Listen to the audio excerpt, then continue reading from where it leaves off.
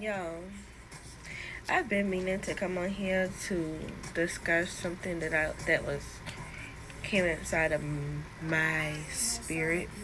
And I'm starting to not even like using those type of words like spirit and um spirit and pray, and those are two words I'm gonna focus on today. Pray and spirit. I don't know, but to me, those words just gives me witchcraft. Like, like people, I've never seen voodoo in the flesh, but from my understanding, you can take a doll and you can pray over a doll. You can sit there and tell the doll what you want the doll to do, and the doll can be a resemblance of somebody that you're trying to do voodoo on.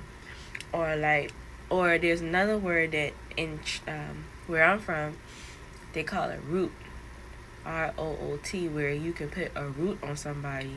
And I've never seen that done either, but from my understanding, all you need is like a piece of that person's hair or something of a belonging of that person, and you can take it to the root doctor, and a root doctor can do whatever you want that person, whatever you request a doctor to do to that person, then that root doctor can perform those acts on that person.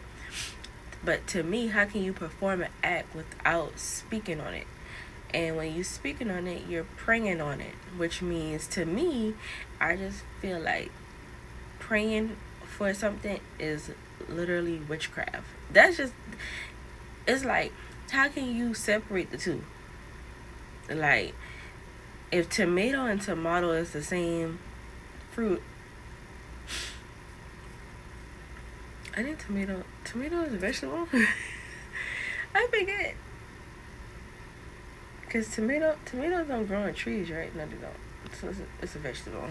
Whatever. Y'all get my point. Tomatoes. I don't eat tomatoes. So, let's, don't judge me. But for real, if tomato and tomato is the same vegetable, pecan and pecan is the same nut, then why pray and pray is two different prayers? Like you pray on something, maybe like PREY versus PRAY. Like, what's really the difference? You know, what's really, yeah. So you got pray and pray, PREY. And to me, that's why another reason why I just don't want to pray no more. Because to me, it's just giving me witchcraft. Like, especially when you go to church and you have like, I need to stop saying the word like. It's annoying. And especially if you have pastors that's praying over you, or they're praying to the congregation and they're just going on and on and on. And to me, or when they take you and they, oh, another word I want to bring up, the altar. And they praying for you, and to me, it just don't sit right with myself. There's another word, like I said, I don't want to say the word spirit, because spirit is another word. It just gives me witchcraft. Like, and I said the word like again, it just gives me witchcraft. So when people are saying, well, let me pray for you, I don't really want to close my eyes. I don't want to be in conjunction or coordination with you, with whatever spirits you have inside of you that you're portraying to be something that you're not, and then now I'm in unison with you because I don't know any better. No. So that's another reason why I don't want to pray no more. I don't want to pray on myself. I don't want to pray for nobody. I don't want to pray. I just don't want to pray. In other words, spirit.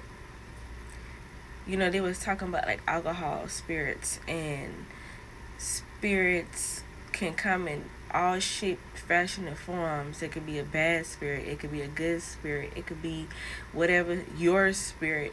And it just gives me witchcraft. It just gives me witchcraft. I don't like that word. I'm gonna try to refrain from saying it was right within my spirit, whatever my spirit tells me to do, or spirit this or spirit that. And I understand these words are in the Bible.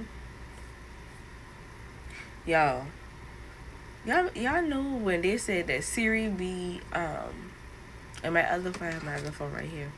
Siri be just turning on mid conversation, listening to your conversations. That's exactly what it just did, and it always does that on that phone. I thought it was just like a glitch in my phone, but it's not a glitch. Siri just be turning on, listening to my conversations. But anyway, so spirits, like I said, to me is just, Siri, stop listening to my conversation.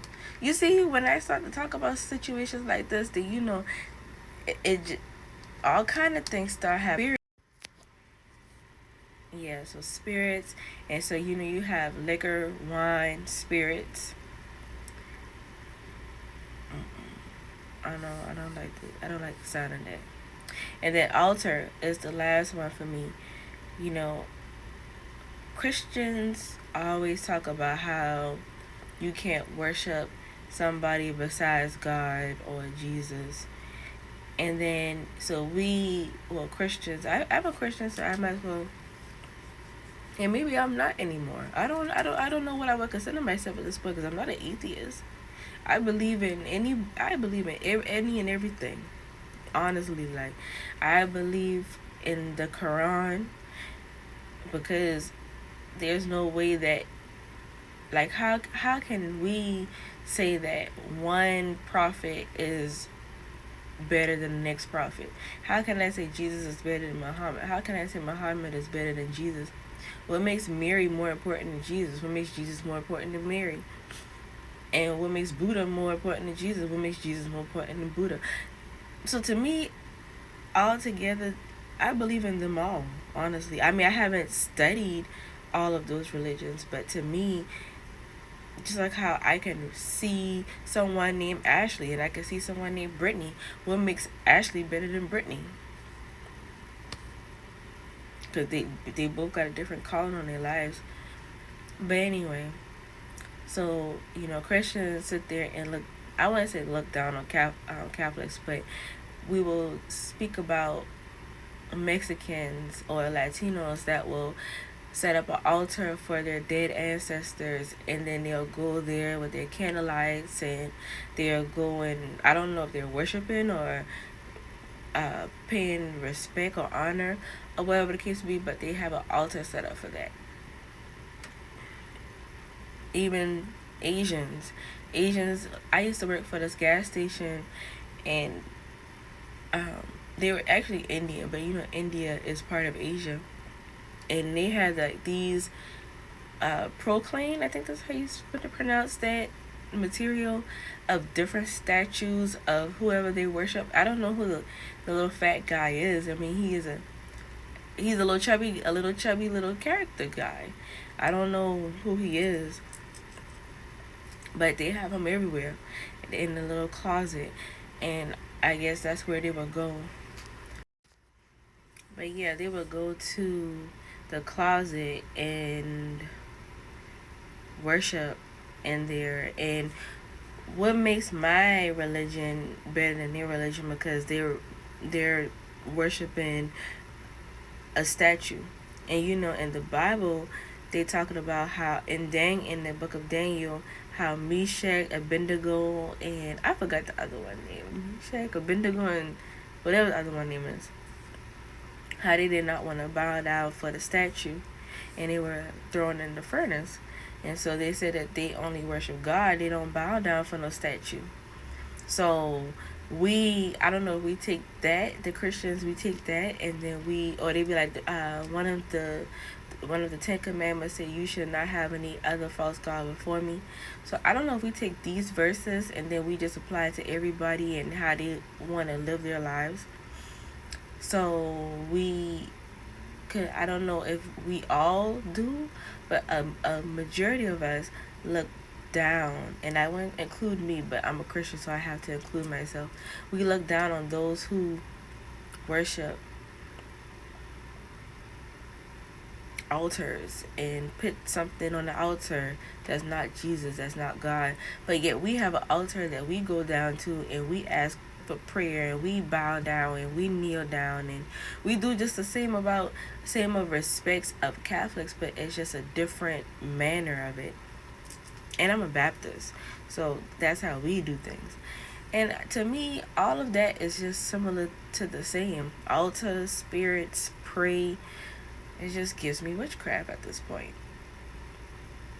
And that's why I'm saying that's why you have to read the Bible for yourself and get the Lord for yourself. Even if you consider yourself to be Muslim, read the entire Quran before you just be like, oh yeah, I'm Muslim, and start following Muslim ways, and that just doesn't make sense. And whatever else books they are that people follow in their religion, read the entire book. Know who you're studying. Know who you're following. Well, that's all I have to say. Books.